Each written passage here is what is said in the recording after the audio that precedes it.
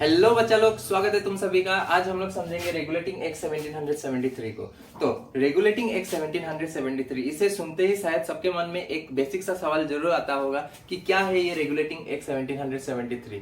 तो जब सवाल इतना बेसिक है तो इसका जवाब भी बेसिक होना चाहिए। तो इसका बेसिक सा जवाब यही है कि रेगुलेटिंग एक्ट 1773 एक कानून है, जिस कानून को यूनाइटेड किंगडम की गवर्नमेंट द्वारा यानी कि अंग्रेज सरकार द्वारा बनाया गया था ईस्ट इंडिया कंपनी के लिए ईयर 1773 को, इसलिए इसका नाम पड़ा रेगुलेटिंग एक्ट 1773। ये क्या है? ये एक कानून है। किसके द्वारा बनाया गया था? ये गवर्नमेंट ऑफ यूनाइटेड किंगडम द्वारा बनाया गया था। ठीक है, किनके लिए बनाया गया था? ब्रिटिश ईस्ट इंडिया कंपनी के लिए, ईस्ट इंडिया कंपनी।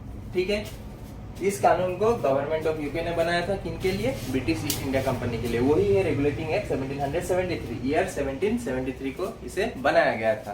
तो इस कानून को हमें समझने से पहले ये कानून पर क्या क्या प्रोविजंस था, यानी कि क्या क्या मतलब पाबंदियां था ईस्ट इंडिया कंपनी के लिए, किन चीजों को ईस्ट इंडिया कंपनी को मानकर चलना था, इन सारी चीजों को समझने से पहले हमें इसका कारण समझना पड़ेगा कि इस कानून को बनाने का जरूरत क्यों पड़ा। कोई एक देश का सरकार किसी एक कंपनी के लिए कानून क्यों बनाएगा, इस कारण को समझना बहुत जरूरी है। अगर हम कारण को समझेंगे तो इस रेगुलेटिंग एक्ट 1773 का जो भी प्रोविजन है वो हमें अच्छी तरीके से समझ में आएगा। तो अभी पहले समझते हैं कि इसका कारण क्या है। तो कारण समझने के लिए हमें थोड़ा ब्रिटिश ईस्ट इंडिया कंपनी का हिस्ट्री जानना पड़ेगा, और ब्रिटिश ईस्ट इंडिया कंपनी का जो हिस्ट्री है, जो इतिहास है, इसके इतिहास में ही छुपा हुआ है वो सारे कारण। ठीक है, तो थोड़ा जान लेते हैं कि ब्रिटिश ईस्ट इंडिया कंपनी का हिस्ट्री क्या था। तो शायद हम सबको ये पता है कि ब्रिटिश ईस्ट इंडिया कंपनी क्या था। ये एक कंपनी था जो यूनाइटेड किंगडम से आया था इंडिया में। कब आया था? ईयर 1608 को आया था। ईयर 1608 को British East India company India आया था। क्या करने के लिए? व्यापार करने के लिए। किस चीज पर व्यापार करने आया था? खासकर मसालों का व्यापार करने के लिए British East India company India आया था। तो 1608 से लेकर ब्रिटिश ईस्ट इंडिया कंपनी जो था वो 1764 तक था एक व्यापारी। ठीक है, वो क्या था? व्यापारी था। यानी कि 64 तक ब्रिटिश ईस्ट इंडिया कंपनी मस्त व्यापार कर रहा था, मस्त ये लोगों का क्या हो रहा था? मुनाफा हो रहा था, अच्छा पैसा कमा रहा था। लेकिन इन लोगों ने दिमाग लगाया कि सिर्फ व्यापार करके, काम करके हमें पैसा नहीं मिलेगा। पैसा तो मिल रहा है लेकिन और ज्यादा पैसा हमें चाहिए। एक बिजनेसमैन का दिमाग में हमेशा क्या चलते रहता है कि उसको ज्यादा से ज्यादा पैसा कमाना है। तो इन लोगों ने भी दिमाग लगाया कि सिर्फ व्यापार करके हमें इंडिया से पैसा नहीं मिलेगा, हमें और भी कुछ दिमाग लगाना पड़ेगा ताकि इंडिया से ज्यादा पैसा हम वसूल सके या उठा सके या कमा सके।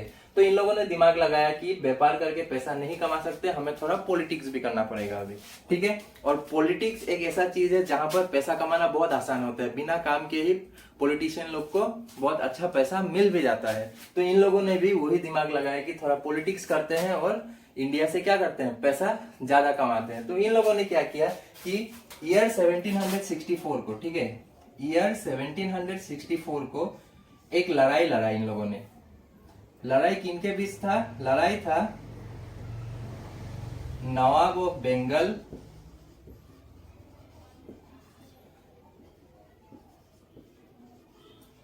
नवाब ऑफ अवध और शाह आलम द्वितीय के बीच। ठीक है, शाह आलम सेकेंड। ये तीनों एक साइड और ब्रिटिश ईस्ट इंडिया कंपनी एक साइड। ठीक है, ब्रिटिश ईस्ट इंडिया कंपनी ने ये तीनों के साथ एक लड़ाई लड़ा। इस लड़ाई का नाम था बैटल ऑफ बक्सर।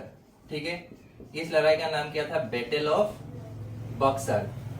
ये लड़ाई लड़ा गया था 1764 को। 1764 में बैटल ऑफ बक्सर लड़ाया गया। ईस्ट इंडिया कंपनी और इन तीनों के बीच में ये लड़ाई हुआ।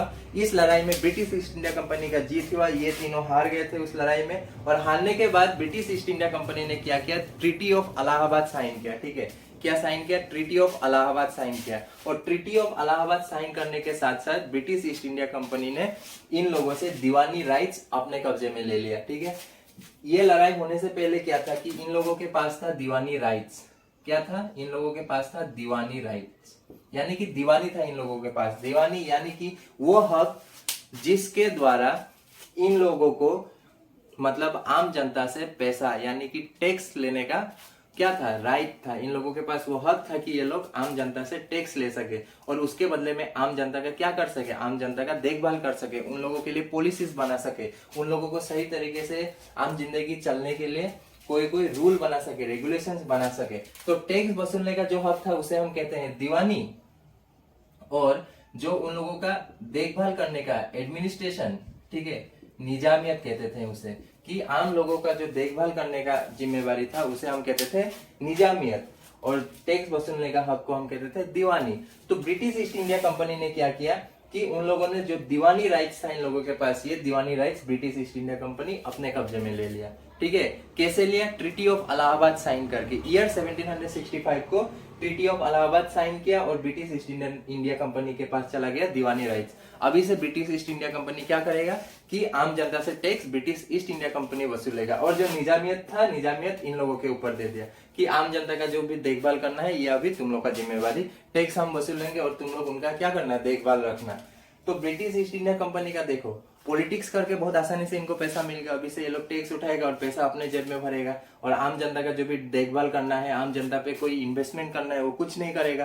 तो बिजनेस करके तो पैसा आ ही रहा है, अभी पॉलिटिक्स करके भी पैसा आ रहा है, कितना आसान एक तरीका ढूंढ लिया। तो इससे हम क्या कह सकते हैं कि 1764 से ब्रिटिश ईस्ट इंडिया कंपनी क्या बन गया, एक पॉलिटिशियन बन गया। ठीक है, इस ट्रैक लाइन को अच्छी तरीके से दिमाग में छाप लेना, पॉलिटिशियन बन गया था। ठीक है, बिजनेसमैन कब तक था, 1764 तक, यानी कि बेटेल ऑफ बक्सर होने तक एक बिजनेसमैन था, 64 के बाद बन गया पॉलिटिशियन। ये 64 से 72 तक, ठीक है, 64 से 72 तक पॉलिटिशियन बिजनेसमैन दोनों बन चुका था। 64 से 72 तक क्या बन चुका था, ये एक पॉलिटिशियन भी बन चुका था, यानी कि पॉलिटिकल छाप, यानी कि पॉलिटिक्स में पाव रख दिया था इन लोगों ने, और अच्छा कब्जा भी कर चुका था पॉलिटिक्स कर करके। तो 72 तक था ये लोग पॉलिटिशियन, लेकिन 64 से 72 के बीच में कुछ ऐसा हुआ जिसके कारण ये जो ब्रिटिश ईस्ट इंडिया कंपनी था इन लोगों का दिवाला निकल चुका था। थोड़ा उस कारण को भी समझ लेते थे कि क्या हुआ था, कि देखो बिजनेस करके पैसा आ रहा है, पॉलिटिक्स करके पैसा आ रहा है, लेकिन फिर भी कंपनी डूबता जा रहा है, कंपनी का दिवाला निकल चुका था। ऐसा क्यों हुआ था, तो ऐसा होने का पहला कारण यह है कि ब्रिटिश ईस्ट इंडिया कंपनी जो था, ब्रिटिश ईस्ट इंडिया कंपनी ने अपने कंपनी का जो काम करने वाला कर्मचारी लोग था, जो कर्मचारी लोग यूनाइटेड किंगडम से इंडिया आया था ईस्ट इंडिया कंपनी के लिए काम करने के लिए, उन लोगों को ये हक देके रखा था कि अगर वो लोग चाहे तो इंडिया पर अपना प्राइवेट बिजनेस भी कर सकता है, अपना इंडिविजुअल प्रॉफिट के लिए व्यापार वो लोग कर सकता है इंडिया में। तो जो आम वहां का जो काम करने वाला कर्मचारी लोग था, एम्प्लॉय लोग था ईस्ट इंडिया कंपनी का, वो लोगों को तो मतलब एक खुला बाजार मिल गया था कि जब हम लोग व्यापार कर सकते हैं तो हम लोग कंपनी के लिए क्यों काम करेंगे।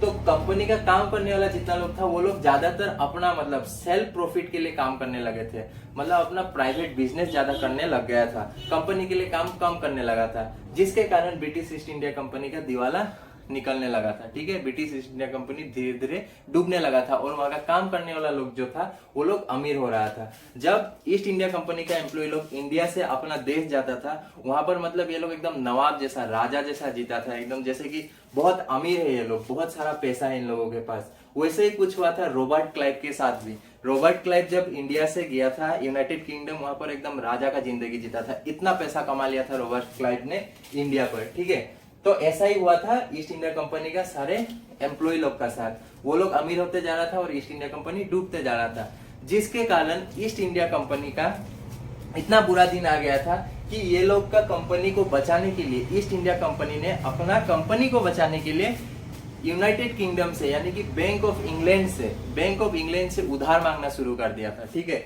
बैंक ऑफ इंग्लैंड से क्या किया था ईस्ट इंडिया कंपनी ने कि उधार मांगना शुरू कर दिया था। ठीक, अगर इसको स्क्रीनशॉट लेना चाहो तो ले लो। ईस्ट इंडिया कंपनी ने अभी क्या किया कि ईयर 1772 को इन लोगों ने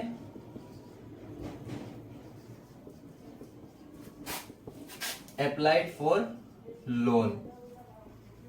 ये था ट्रैक लाइन, 16 से 64 तक बिजनेसमैन, 64 से 72 तक पॉलिटिशियन, बिजनेसमैन दोनों, बिजनेस भी करता था पॉलिटिक्स भी करता था, और 72 तक दिवाला निकल चुका था, तो इन लोगों ने लोन के लिए अप्लाई किया। तो देखो, लोन का बात को डिस्कस करने से पहले इस बात को समझते हैं कि ये जो ब्रिटिश ईस्ट इंडिया कंपनी था ना, ये कंपनी हर साल यूनाइटेड किंगडम को पैसे दिया करता था, ठीक है। ये कंपनी यूनाइटेड किंगडम को हर साल क्या दिया करता था, पैसे दिया करता था। लगभग 40,000 ब्रिटिश पाउंड दिया करता था हर साल। British East India company United kingdom का गवर्नमेंट को क्यों दिया करता था ये पैसा? ये पैसा यूनाइटेड किंगडम को इसलिए दिया करता था ताकि यूनाइटेड किंगडम का जो सरकार था वो सरकार कोई भी कंपनी को यूनाइटेड किंगडम से इंडिया ना भेजे व्यापार करने के लिए। अगर इंडिया पे कोई व्यापार करेगा वो तो वो सिर्फ और सिर्फ ब्रिटिश ईस्ट इंडिया कंपनी ही करेगा। यानी कि अपना मोनोपोली जो है उस मोनोपोली को बचाने के लिए ये लोग हर साल 40,000 ब्रिटिश पाउंड यूनाइटेड किंगडम को दिया करता था। तो अब क्या हुआ कि ये लोग का दिवाला निकल चुका था, तो ये पैसा देने में भी ये लोग नाकाम रहा और ऊपर से लोन के लिए अप्लाई कर रहा था बार बार। तो इस चीज को जब यूनाइटेड किंगडम का गवर्नमेंट ने देखा कि ब्रिटिश ईस्ट इंडिया कंपनी को अगर हमने लोन नहीं दिया अभी, तब तो ये डूबने वाला है, ठीक है। और इस कंपनी को ऐसे हम नहीं डूबने दे सकते, क्योंकि ब्रिटिश ईस्ट इंडिया कंपनी एक ऐसा कंपनी था जिसने अपने देश का, वो लोग का देश, देखो यूनाइटेड किंगडम अगर इतना बड़ा है ना, तो हमारा इंडिया का जो बंगाल है वो बंगाल ही इतना बड़ा था। मतलब इतना ज्यादा एक हिस्सा, ये तो सिर्फ बंगाल है, बंगाल ही नहीं, मद्रास, बॉम्बे, बहुत सारे इलाकों पर ब्रिटिश ईस्ट इंडिया कंपनी का क्या था, कब्जा था। तो उन लोगों ने देखा कि ब्रिटिश ईस्ट इंडिया कंपनी इतना बड़ा एक इलाका को अपने कब्जे में लेकर रखा है, तो इस कंपनी को तो हम ऐसे नहीं डूबने दे सकते। अगर कंपनी डूब गया मतलब यूनाइटेड किंगडम का जो कब्जा है, यानी कि जो वो लोग का इंडिया पे जो हुकूमत है वो हुकूमत भी क्या हो जाएगा, छूट जाएगा। इसलिए ईस्ट इंडिया कंपनी को बचाना वो लोग के लिए जरूरी हो गया था। ये था पहला कारण।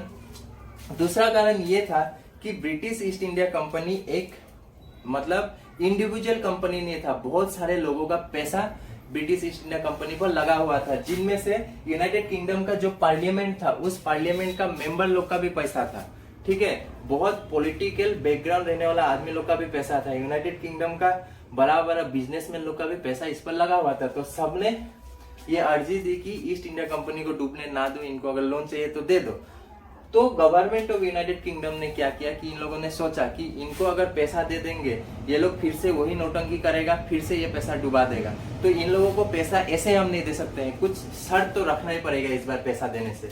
तो शर्त ये रखा कि अभी से तुमको पैसा चाहिए, हम पैसा देंगे, लेकिन अभी से क्या होगा कि तुम्हारा जो कामकाज करने का तरीका है या तुमको जैसे काम करना है सारे चीजों पर निगरानी होगा सरकार का, ठीक है। तुमको जैसे काम करना है उसका परमिशन सरकार देगा, सरकार के मुताबिक ही अभी से ब्रिटिश ईस्ट इंडिया कंपनी को काम करना होगा। यानी कि जितने भी फंक्शन है, जितने भी एक्टिविटीज है, सारे चीजों को रेगुलेट अभी कौन करेगा, यूनाइटेड किंगडम का गवर्नमेंट करेगा। तो उसी रेगुलेशन को लाने के लिए अगर सरकार को कोई काम करना है तो सरकार को सबसे पहले पार्लियामेंट से बिल पास कराना होगा, बिल पास करने के बाद वो एक कानून बनेगा, है कि नहीं। इसलिए बना रेगुलेटिंग एक्ट, यानी कि ब्रिटिश ईस्ट इंडिया कंपनी को रेगुलेट करने के लिए, उनके काम काजों को रेगुलेट करने के लिए एक कानून बनाया गया था जिसे हम कहते हैं रेगुलेटिंग एक्ट 1773, ईयर 1773 को बनाया गया था।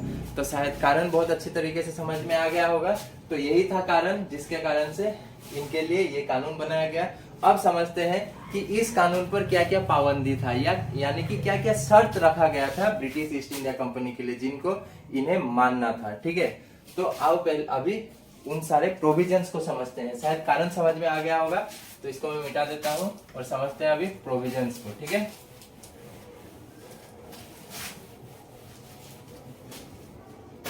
तो देखो प्रोविजंस कि क्या क्या प्रोविजंस, यानी कि क्या क्या शर्त रखा गया था। तो रेगुलेटिंग एक्ट 1773 का पहला शर्त यही था कि British East India company retain its territorial possession of India, but its functions.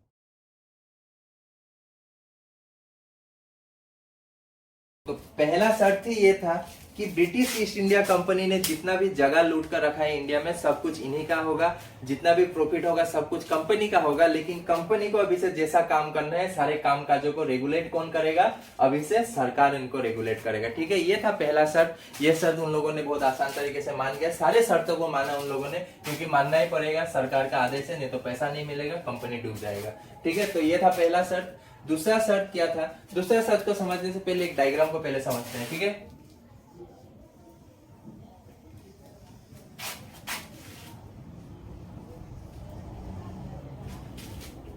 जैसे कि ये था इंडिया, ठीक है। इंडिया में इन लोगों का कब्जा कहाँ था, ये इसको पहले समझते हैं, ठीक है। इंडिया का कब्जा इनका था इस इलाके पर, ठीक है। फिर इनका कब्जा था इस इलाके पर, फिर इनका कब्जा था इस इलाके पर, एक छोटा सा इलाका, ठीक है।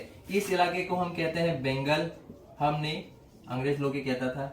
इस इलाके को कहते थे मद्रास, और ये एक छोटा सा इलाका जो था इसको कहते थे बॉम्बे, ठीक है। इसको क्या कहते थे, बॉम्बे। एक छोटा सा इलाका भी यहाँ कब्जा करके रखा था। तो पहले क्या था कि बंगाल, मद्रास और बॉम्बे जो था वो अपने अपने अधीन पर काम करता था। बंगाल में काम करने के लिए मतलब कि बंगाल का एक हेड हुआ करता था, बंगाल का जो इलाका था उस इलाके का एक हेड हुआ करता था, जिनको हम कहते थे गवर्नर। क्या कहते थे, गवर्नर। वैसे ही मद्रास का भी एक हेड हुआ करता था, जो मद्रास का इलाका को देखभाल करता था, एडमिनिस्टर करता था, उसके लिए भी रखा गया था एक गवर्नर। वैसे ही बॉम्बे के लिए भी एक गवर्नर रखा गया था, ठीक है।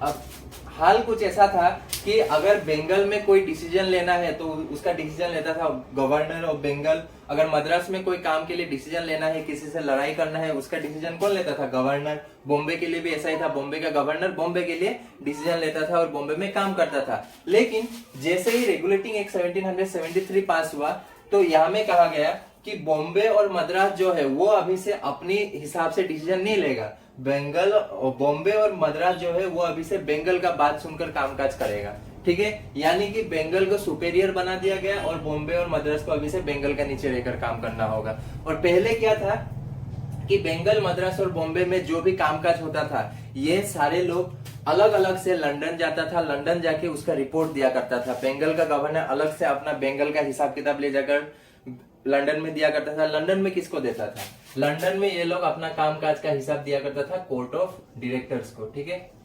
कोर्ट ऑफ, कोई तो होना पड़ेगा ना हिसाब किताब को देखने के लिए, तो वहां में था कोर्ट ऑफ डायरेक्टर्स। लंदन में बैठता था ये कोर्ट ऑफ डायरेक्टर्स, जिसको बंगाल वाला गवर्नर अपना बंगाल का हिसाब देता था, मद्रास वाला गवर्नर अपना मद्रास का हिसाब, बॉम्बे वाला गवर्नर अपना बॉम्बे का हिसाब कोर्ट ऑफ डायरेक्टर्स को दिया करता था। लेकिन रेगुलेटिंग एक्ट जैसे आया तब से क्या हुआ कि बॉम्बे और मद्रास अभी से कोर्ट ऑफ डायरेक्टर्स का पास नहीं जाएगा कोई भी हिसाब किताब देने के लिए। बॉम्बे और मद्रास अभी से बंगाल के पास जाएगा अपना हिसाब किताब देने के लिए, या कोई कामकाज के लिए कुछ डिसीजन लेना है, किसी से लड़ाई करना है, ये सारी चीजों को बॉम्बे और मद्रास अभी से किसका बात सुनकर काम करेगा, बंगाल का बात सुनकर काम करेगा।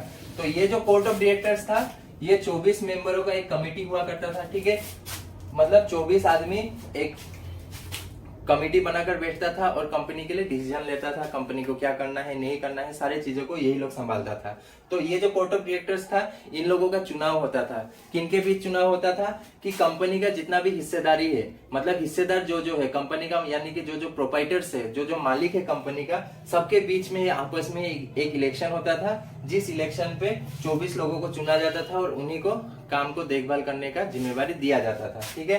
तो रेगुलेटिंग एक्ट आने से पहले हालत क्या था कि बॉम्बे, मद्रास एंड बंगाल अलग अलग से किसके पास जाता था, कोर्ट ऑफ डायरेक्टर्स के पास जाता था, ठीक है। ये लोग अलग अलग से अपना हिसाब किताब लेकर कोर्ट ऑफ डायरेक्टर्स के पास जाएगा। लेकिन जैसे रेगुलेटिंग एक्ट 1773 आया तब क्या हो गया कि बॉम्बे और मद्रास, बॉम्बे एंड मद्रास, बॉम्बे और मद्रास अभी से किसके पास जाएगा, बंगाल के पास जाएगा, ठीक है। बंगाल किसके पास जाएगा, बंगाल जाएगा कोर्ट ऑफ डायरेक्टर्स के पास।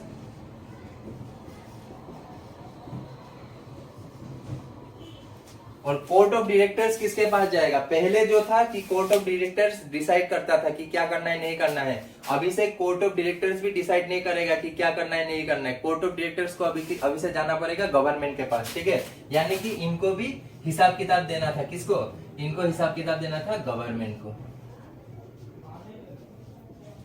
ठीक है। 73 आने के बाद हालात कुछ ऐसा हो गया, 73 से पहले ये था Bombay, Madras, Bengal court of director के पास जाएगा और कोर्ट ऑफ डायरेक्टर वहां से जानकारियां देगा, डिसीजन लेगा कि क्या करना है नहीं करना है। अभी से क्या हो गया, बॉम्बे और मद्रास जाएगा बंगाल के पास, बंगाल जाएगा इनके पास, फिर गवर्नमेंट का पास जाएगा कोर्ट ऑफ डायरेक्टर, गवर्नमेंट कुछ बोलेगा इन लोगों को कि ऐसा ऐसा कराओ, फिर कोर्ट ऑफ डायरेक्टर बोलेगा बंगाल को ऐसा वैसा कराओ, फिर बंगाल जाके बॉम्बे और मद्रास को बोलेगा कि यार वहां से ऑर्डर आया है, ऐसा ऐसा काम को करना है, ठीक है। और बंगाल भी अपनी जगह में इनके हिसाब से काम करता था, किनके हिसाब से, कोर्ट ऑफ डायरेक्टर के हिसाब से। तो कुछ हालात हो गया था ऐसा, ठीक है। तो अभी बात यहाँ में ये है कि बॉम्बे में भी रहता था गवर्नर, मद्रास में भी रहता था गवर्नर और बंगाल में भी रहता था क्या, गवर्नर। अब कोई गवर्नर किसी गवर्नर का बात क्यों सुनेगा, ठीक है। यानी कि कोई एक डिस्ट्रिक्ट का एसपी किसी और डिस्ट्रिक्ट का एसपी का नीचे रहकर काम क्यों करेगा, ठीक है। कोई एक डिस्ट्रिक्ट का जो डिप्यूटी कमिश्नर है, वो डिप्यूटी कमिश्नर किसी और डिस्ट्रिक्ट के डिप्यूटी कमिश्नर का नीचे रहकर काम क्यों करेगा, ठीक है। दोनों तो सेम पोजीशन का ही ऑफिसर है।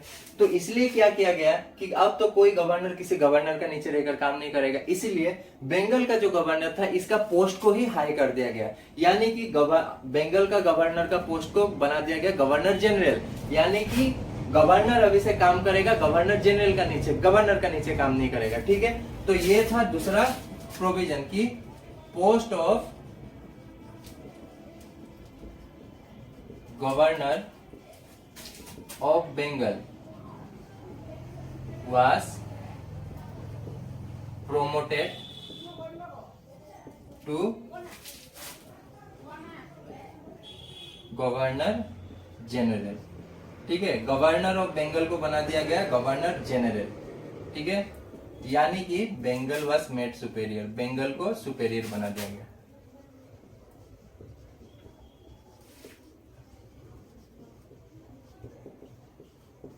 ठीक है, बंगाल को क्या बना दिया गया, सुपेरियर, ज्यादा ताकतवर बना दिया गया। बंगाल एक सेंट्रल बॉडी बन गया और बॉम्बे और मद्रास क्या बन गया, स्टेट लेजिस्लेचर। जैसे कि इंडिया में सेंट्रली कोई भी कानून बनाया जाता है दिल्ली में और सारे कानूनों को लागू किया जाता है हर एक स्टेट में, और स्टेट के लिए कानून कौन बनाता है, स्टेट लेजिस्लेटिव असेंबली बनाता है, और हमारा पूरा देश के लिए कानून बनाता है इंडियन पार्लियामेंट। वैसा ही बना दिया गया था बंगाल को कि बंगाल अभी से इन दोनों का हेड, मतलब पूरा इंडिया में जितना भी ब्रिटिश ईस्ट इंडिया कंपनी का कब्जा है या ब्रिटिश ईस्ट इंडिया कंपनी के लिए जो जो लोग काम करता है सब लोग बंगाल का नीचे रहकर अभी से काम करेगा, ठीक है। तो ये जो गवर्नर ऑफ बंगाल था उसको बना दिया गया गवर्नर जनरल। तो जो गवर्नर था वो तो अभी खत्म हो चुका है, तो अभी बनना पड़ेगा गवर्नर जनरल। तो पहला गवर्नर जनरल कौन बना, रेगुलेटिंग एक्ट 1773 आने के बाद पहला गवर्नर जनरल कौन बना, तो पहला गवर्नर जनरल बना था वेरेन हेस्टिंग, ठीक है, वेरेन हेस्टिंग। ये था first governor general, governor general, ठीक है। वेरेन हेस्टिंग क्या बन गया, first governor general. Governor general से पहले वेरेन हेस्टिंग बंगाल का गवर्नर ही हुआ करता था। कानून आया और इसका एक ऑटोमेटिक प्रमोशन हो गया और ये बन गया गवर्नर जनरल, ठीक है। इसका सोना पे सुहागा लग गया था, ठीक। तो वेरेन हेस्टिंग जो था अभी बन चुका था गवर्नर जनरल, पहला गवर्नर जनरल। और इसी के साथ वेरेन हेस्टिंग अकेला कितना डिसीजन लेगा, इतना बड़ा इलाका के लिए अकेला कैसे डिसाइड करेगा, अकेले कैसे कानून बनाएगा, तो उसके लिए वेरेन हेस्टिंग को 4 लोग दिए गए, ठीक है। वेरेन हेस्टिंग को क्या दिया गया, 4 लोग दिया गया जिसको हम कहते हैं एक्सिक्यूटिव काउंसिल, एक्सिक्यूटिव काउंसिल, मतलब कि एक काउंसिल, एक कमिटी दिया गया जहां पर 4 मेंबर हुआ करता था, ठीक है। एक एक्सिक्यूटिव काउंसिल किसको दिया गया, वेरेन हेस्टिंग को, ताकि कोई भी कानून बनाने में वेरेन हेस्टिंग का मदद करे। मदद क्या करेगा, ये लोग उल्टा वेरेन हेस्टिंग का काम ही बिगाड़ रहा था। तो इसको मैं मिटा देता हूँ, यहाँ पे समझा देता हूँ, ठीक है। क्या काम था इस एक्सिक्यूटिव काउंसिल का, तो देखो ये जो एक्सिक्यूटिव काउंसिल था, ये एक्सिक्यूटिव काउंसिल वोटिंग का काम में आता था, यानी कि ये लोग वोट करता था। जैसे कि कोई एक कानून बनना चाहिए तो कानून को पास करने के लिए ये एक्सिक्यूटिव काउंसिल के बीच में एक इलेक्शन किया जाता था। जैसे कि ये 4 एक्सिक्यूटिव काउंसिल में से कोई 3 जन ने बोल दिया कि हाँ ये कानून बनना चाहिए, ठीक है। 3 जन ने क्या बोला कि हाँ ये कानून बनना चाहिए, तो वो कानून बन जाएगा। अगर 3 लोगों ने कह दिया कि ये कानून नहीं बनना चाहिए, इन चारों में से अगर किसी 3 ने बोल दिया कि ये कानून नहीं बनना चाहिए, तो वो कानून नहीं बनेगा, ठीक है।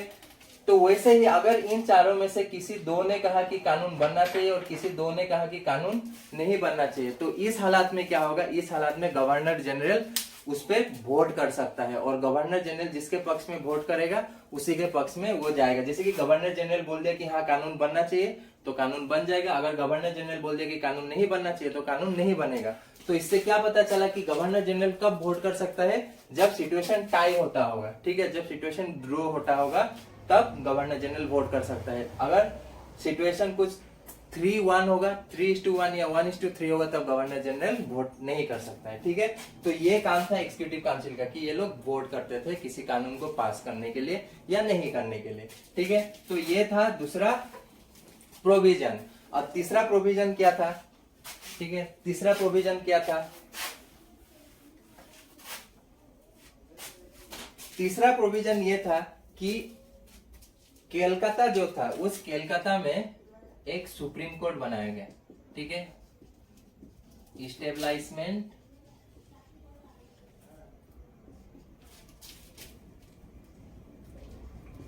Of a supreme court at Calcutta. Actually हमें प्रोनाउंस करना है कोलकाता, लेकिन अंग्रेजों से कोलकाता प्रोनाउंस नहीं होता था अच्छे से, तो उन लोगों ने अपना कंफर्ट देखकर इसको नाम रख दिया केलकाता। तो केलकाता में क्या किया गया, एक सुप्रीम कोर्ट बनाया गया। और ऑफकोर्स जरूरी है कोई तो एक मतलब सेंट्रल बॉडी में एक कोर्ट होना चाहिए जो न्याय का काम करे। ब्रिटिश ईस्ट इंडिया कंपनी का अगर एम्प्लॉय लोग कुछ गड़बड़ी कर दे तो उनको सजा दे या कानूनी रूप से उनको सही ढंग से काम करने में मजबूर करे। तो इसी कारण से एक सेंट्रली लागू कर दिया एक क्या, एक सुप्रीम कोर्ट, ठीक है। इस सुप्रीम कोर्ट को कहाँ में बनाया गया था, केलकाता में। किसके द्वारा, रेगुलेटिंग एक्ट 1773 को लागू करने के बाद, ठीक है। तो ये जो सुप्रीम कोर्ट कोलकाता में बनाया गया था उसका इस्टेब्लिशमेंट एक्चुअली में हुआ था 22 अक्टूबर 1774 को, ठीक है। 22 अक्टूबर 1774 को कोलकाता में एक सुप्रीम कोर्ट बनाया गया अंग्रेजों द्वारा। और अगर कोर्ट है तो उस कोर्ट में जज तो होना ही पड़ेगा, है कि नहीं।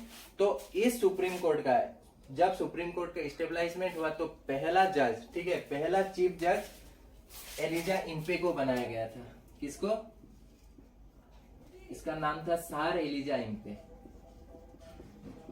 Elijah Impey. एलिजा इम्पे कौन था, फर्स्ट चीफ जज, मतलब मुख्य न्यायाधीश।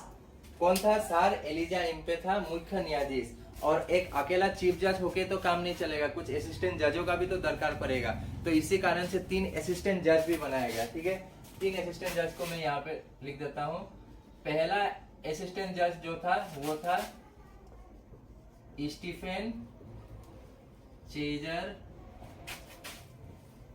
ले माइस्त्रे, बहुत बड़ा नाम है इसका, स्टीफेन चेजर ले माइस्त्रे। ये कौन था, ये एक असिस्टेंट जज था। वैसा ही और 2 था इसके जैसे ही। दूसरा था रॉबर्ट चेम्बर्स, तीसरा था जॉन हाइडे, ठीक है। ये तीनों था कौन, ये तीनों था वो असिस्टेंट जज, और सर एलिजा इम्पे था चीफ जज, ठीक है। तो ये था तीसरा प्रोविजन, सुप्रीम कोर्ट बनाया गया 22 अक्टूबर 1774 से इसका काम चालू हुआ। फिर इसमें एक चीफ जज लाया गया यूनाइटेड किंगडम से, एलिजा इम्पे। फिर 3 असिस्टेंट जज लाया गया, स्टीफेन चेजर ले माइस्त्रे, रॉबर्ट चेम्बर्स और जॉन हाइडे, ठीक है। ये था तीसरा प्रोविजन। चौथा प्रोविजन क्या था, चौथा प्रोविजन क्या था, तो देखो चौथा प्रोविजन ये था कि ईस्ट इंडिया कंपनी का जो भी एम्प्लॉय लोग था 73 से पहले वो लोग प्राइवेट बिजनेस करता था, तो अभी से इन पर भी रोक लगा दिया गया, ठीक है, कि ईस्ट इंडिया कंपनी का जो भी एम्प्लॉय है ये लोग अभी से प्राइवेट व्यापार नहीं करेगा। भले इन लोगों का हम लोग क्या करेंगे, इन लोगों का जो सैलरी है वो सैलरी को बढ़ा देंगे, लेकिन ये लोग अभी से कोई भी प्राइवेट बिजनेस या इंडिविजुअल प्रॉफिट के लिए कोई भी काम नहीं करेगा, ठीक है। Ban of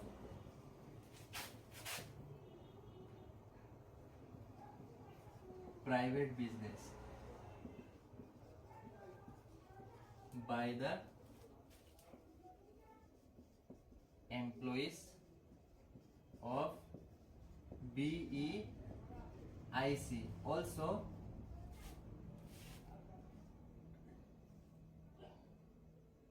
not to accept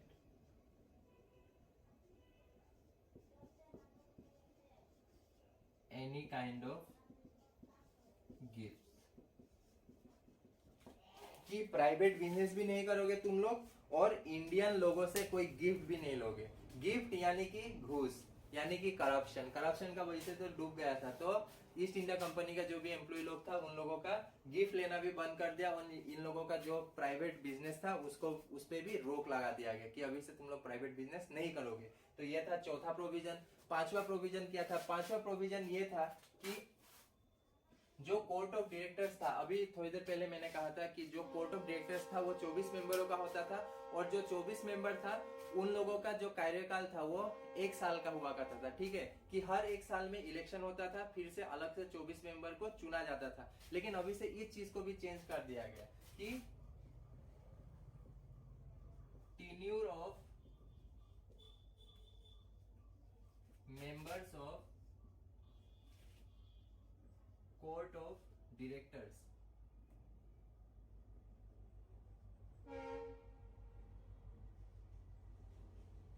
was extended to 4 years from 1 year to 4 years। ठीक है, जो कोर्ट ऑफ डायरेक्टर का 1 साल का कार्यकाल था उसको कितना तक बढ़ा दिया गया? 4 साल तक बढ़ा दिया गया। ठीक है, तो ये था पांचवा प्रोविजन और रेगुलेटिंग एक्ट 1773 यहीं पे आके खत्म होता है। यही था वो 5 प्रोविजन जिनको ब्रिटिश ईस्ट इंडिया कंपनी को मानना था। ठीक है, तो आज का वीडियो मैं यहीं पे खत्म करता हूँ। मिलेंगे अगले वीडियो पर। अगला वीडियो पर हम समझेंगे कि रेगुलेटिंग एक्ट 1773 जो था इस पे कोई लूप होल रह गया था, यानी कि कुछ कमी रह गया था। फिर इस कमियों को इम्प्रूव करने के लिए एक अलग से कानून बनाया गया था जिसको हम कहते हैं एक्ट ऑफ सेटलमेंट। तो उस चीज को हम अगले वीडियो पर समझेंगे। आज के लिए बस इतना ही। Thank you.